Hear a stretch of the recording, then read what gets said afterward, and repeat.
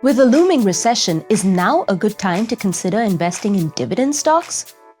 How would you spend $65 billion? Well, we can't imagine what you'd do, but we'll tell you how Warren Buffett and Berkshire plan to spend theirs. And guess who's back? Bob Iger at Disney, that's who. This is Investing Insights.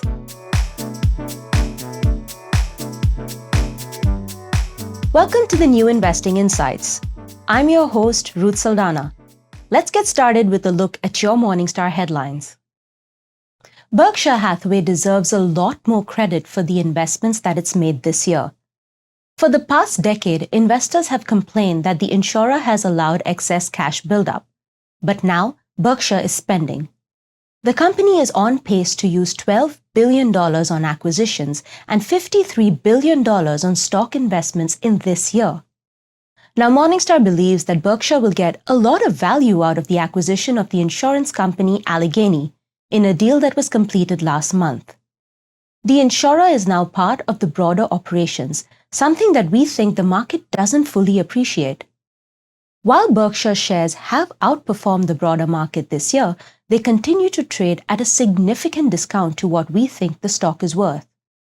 We think that's due to many factors, including the fact that the market is not giving Berkshire enough credit for the Allegheny acquisition or the capital that the insurer has committed to equities this year. Dick's Sporting Goods rallied big in the third quarter, shaking off the threat of slowing consumer spending due to inflation. The company beat Morningstar's same-store sales estimates while continuing its run of strong comparative sales growth in each of the previous October ending quarters. Dick's also matched our gross margin forecast while generously topping our operating margin estimates. Like many apparel and footwear retailers, Dick's entered the quarter with elevated inventories, which led to markdowns to clear product, hurting year-over-year merchandise margins.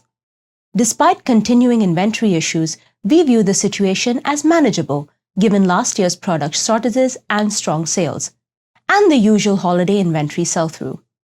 We expect to increase our $78 fair estimate of what we think Dick's stock is worth and still view the shares as overvalued.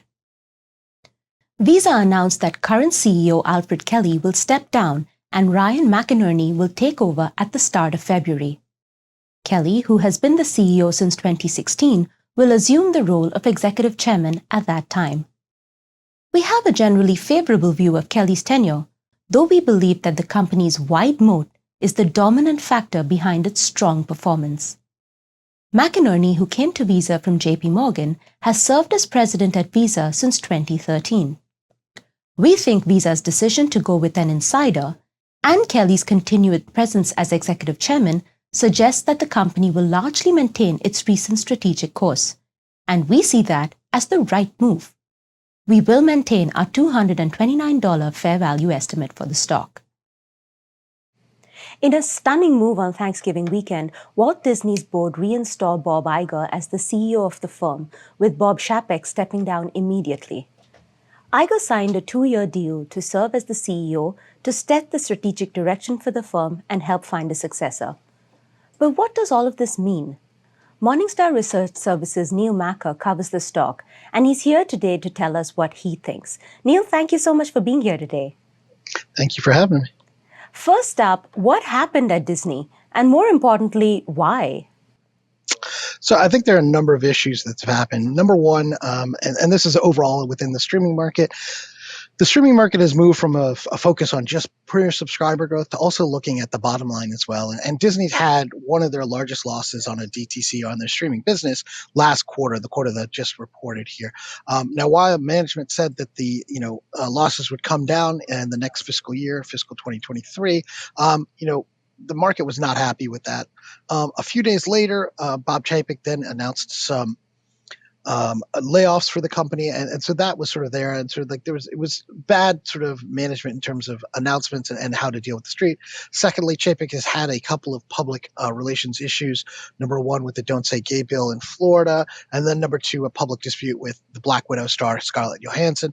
And number three, he's just not Bob Iger, I think, is one of the other problems he has. He doesn't have the emotional intelligence, the ability to do the soft skills that Bob Iger had and that made him so good at his job, particularly when dealing dealing with Hollywood, which is a big part of being the Disney CEO. Now, Bob Iger has delayed his retirement multiple times. Now he's back. Will he likely stick to his 2-year contract this time around, do you think? I think that's one of the things that's definitely up in the air.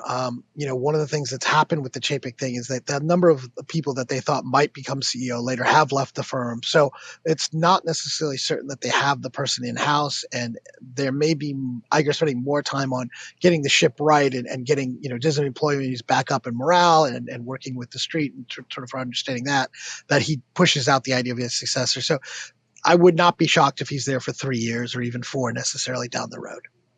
What does all of this mean for Disney shareholders and your expectation for the stock?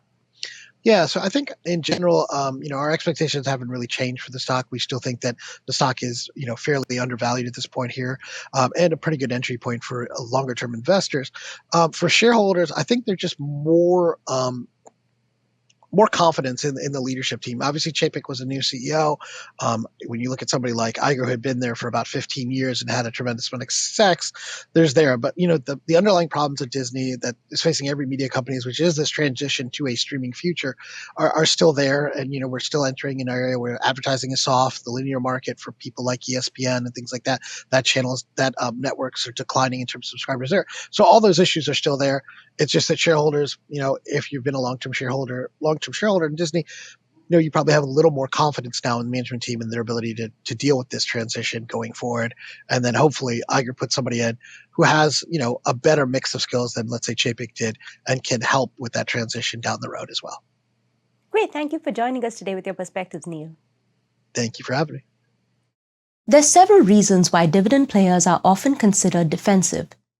These are firms that have the financial strength in terms of both cash flow and earnings to both initiate and maintain a dividend. In general, a low interest rate environment is considered favorable for equity investments in general, not just dividend stocks.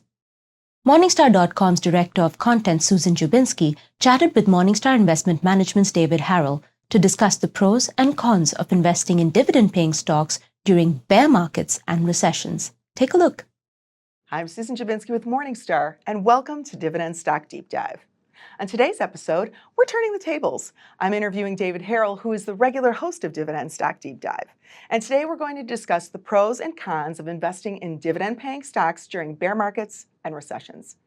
So, David, it's nice to see you today on the opposite side of the table. Great to be over here. Yeah. So let's talk a little bit broadly at the start. Dividend stocks are often referred to as defensive investments.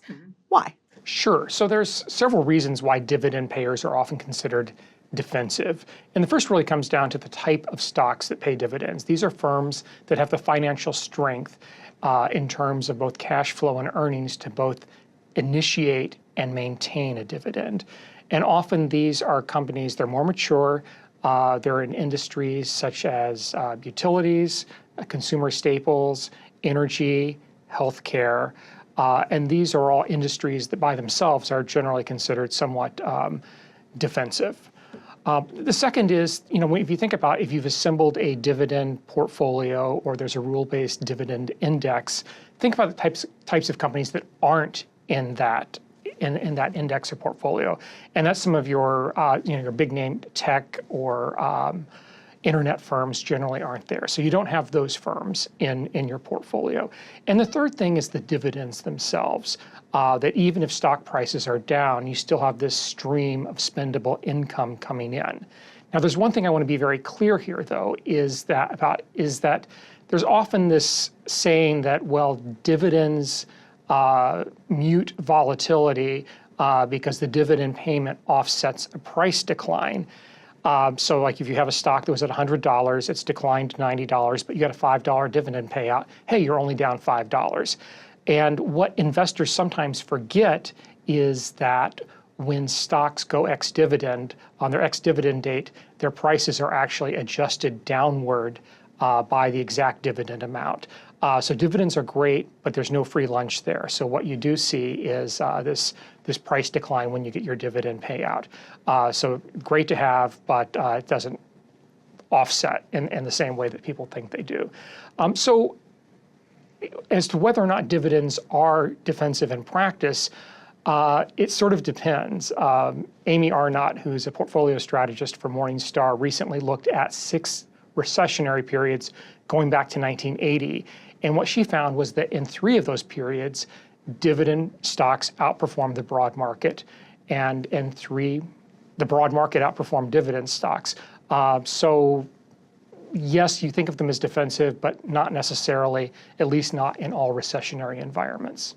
Well, let's talk a little bit about how dividend-paying stocks as a group have performed during 2022's bear market.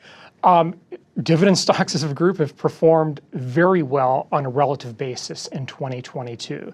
Both just in terms of total return for the year and then in terms of month-to-month volatility. Now, September was a bad month for U.S. stocks in general, including dividend payers, but the broad market and dividend stocks had a strong October. So where things stand right now, the broad U.S. market is down nearly 18% on a total return basis for the year to date. And a dividend index like the Dow Jones U.S. Select Dividend Index is down less than a single percentage point. And there's some dividend indexes that are actually slightly in the black for the year to date. So you're looking at a performance differential of about 17 percentage points, which is really huge. So 2022 dividend stocks have outperformed. So David, let's unpack those returns a little bit. Are there particular sectors that are dividend rich that perhaps contributed most meaningful to that difference in returns? Well, sure. As you know, the only U.S. market sector that's in the black for the year to date is energy. I believe the Morningstar U.S. energy sector is up 66% for the year to date on a total return basis. And so you're finding a lot of dividend payers with that index. And then you have other dividend rich sectors that have performed well relative to the broad market, even though they're still down year to date. But when we think about 2022 performance, I think we're sort of going back to what I was saying earlier about what are the stocks that you don't own in a dividend portfolio. Because what we're seeing right now is, if you look over the past decade, the U.S. equity market was really driven by the performance of some of like the FANG stocks, for example. These non-dividend paying, growthier internet and tech companies that were really driving stock market returns.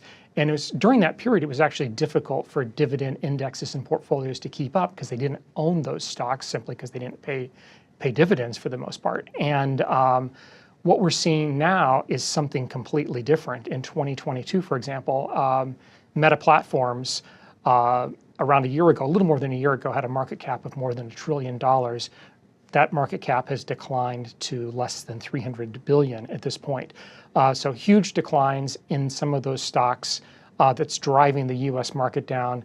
Dividend indexes and portfolios generally don't own those stocks. So I think that's sort of the biggest driver of the strong relative performance of dividend stocks in 2022. Okay, so David, let's pivot and take a look ahead. Some market watchers are expecting the U.S. economy to officially slip into a recession next year. Others are expecting a soft landing. Let's talk a little bit about what role dividend stocks play in a recession. Sure. So no one has a crystal ball, but clearly the state of the U.S. economy is going to have a huge impact on equity markets going forward. But I think it's important to consider different scenarios and how they might play out, and that different types of dividend stocks might perform or react differently in these different environments. For example, if inflation remains high, certain firms that are able to pass those price increases on to their customers are going to perform well. Consumer staples and so on. But other types of firms and industries that with more competitive pricing structures, such as telecoms, for example, might not have that same ability to pass on those price increases. If we are in an extended recessionary period, firms or utilities, healthcare, things that people continue to consume, even in a recessionary standpoint. You have to heat your house. You're not going to stop consuming healthcare and so on, might perform well. And then if the Fed's rate increases have the intended effect, and we have that soft landing, and the economy is stabilized, then I think firms like banks and other firms and industries that are leveraged to economic growth would benefit from that. So we really have, a variety of outcomes here. Certainly wish I knew what they were going to be, but I think it points to the idea that, if you're building a dividend portfolio, you do want to have it built in such a way to maybe respond to each of these as opposed to any single one, or be loaded up on a specific industry or sector, because if things don't go in that direction, it could be problematic for you. And then lastly, let's talk a little bit about what role valuation, plays in all of this. As we're talking today, dividend-rich energy stocks are as a group overvalued according to Morningstar's metrics. Utilities are a little undervalued, but not by much. So how mindful should investors be about what price they're paying for dividend yield relative to a company's, intrinsic value? Great question, because I think it's too common for an income-focused investor to look at a stock's yield, say, hey, it's yielding 6%, it's yielding 7%, and make a purchase decision on that alone. And that can be problematic for several reasons. One is, if you try to assemble a portfolio based on yield alone, you're likely to end up with perhaps too many stocks or too high of a concentration in a particular sector or industry. Another problem is the whole idea of a dividend trap, a stock that has a high current yield because the market is already pricing in a dividend cut that hasn't been announced. And if you buy into that stock expecting that yield, you might not get that yield. But it's a good thing to consider the valuation of any stock that you purchase. Certainly the Morningstar equity research approach to investing is a fundamental one based on the idea of buying stocks that are selling at a discount to their intrinsic value, and the Morningstar fair value estimate is one way to measure that. I think another thing for income investors to consider is not just the current yield of a stock, but what sort of dividend growth do they expect?